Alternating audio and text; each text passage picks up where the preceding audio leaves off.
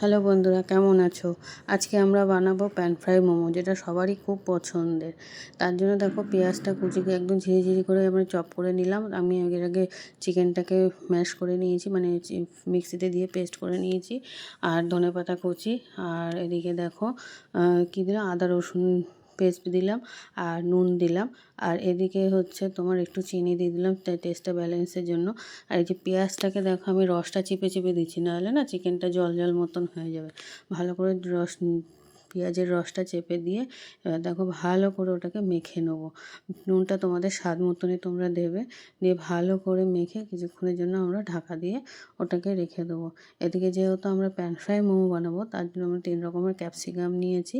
Capsicum নিয়ে কুচি কুচি করে কেটে নিয়েছি। আর এদিকে একটু পেঁয়াজ কুচি নিয়েছি। ওটাকে রেখে আমি এদিকে ময়দাটা এবার রেডি করব।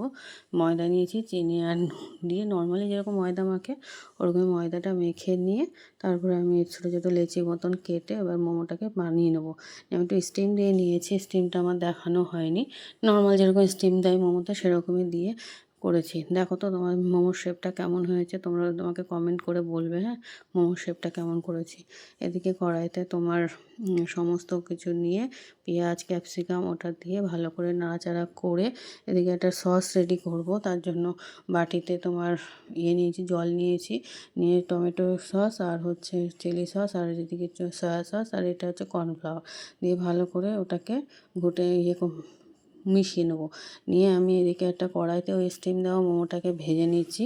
নিয়ে তারপরে কড়াইতে যে পেঁয়াজ টেয়াজ ওই ক্যাপসিকামগুলো ভাজা ভাজা হয়ে আসলে ওর মধ্যে তোমার ওই যে গ্রেভিটা বানিয়ে রেখেছিলাম সসের, ওটা ঢেলে দেবো। দিয়ে ভালো করে নাড়াচাড়া করে যে ভাজা মোমোগুলো ওর মধ্যে দিয়ে দেবো। দিয়ে ভালো করে নাড়াচাড়া করে নুন টুন সব দেখে এদিকে আমি সার্ভ করব। দিয়ে তোমার একটা প্লেটের মধ্যে ঢেলে নেবো। হেভি টেস্ট হয়েছিল কিন্তু খেতে, জানো তো। তারপরে একটু ওপর থেকে সাদা তেল ছড়িয়ে দেবো, যাতে দোকানের মতন একটা ভাইব আসে। আর তোমরা বানিয়ে খেয়ে বলো কেমন হয়েছে।